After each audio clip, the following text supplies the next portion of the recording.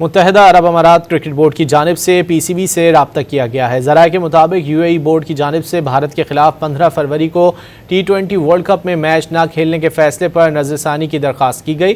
Cricket के बेहतरीन मफाद में फैसला करने की सिफारिश की गई।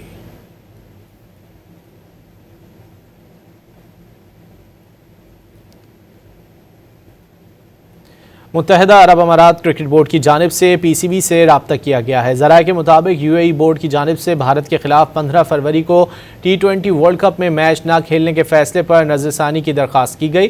क्रिकेट के बेहतरीन मफाद में फैसला करने की सिफारिश की गई।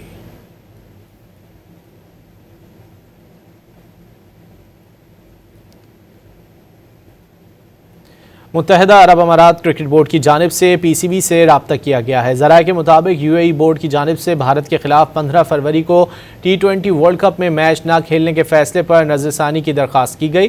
क्रिकेट के बेहतरीन मफाद में फैसला करने की सिफारिश की गई।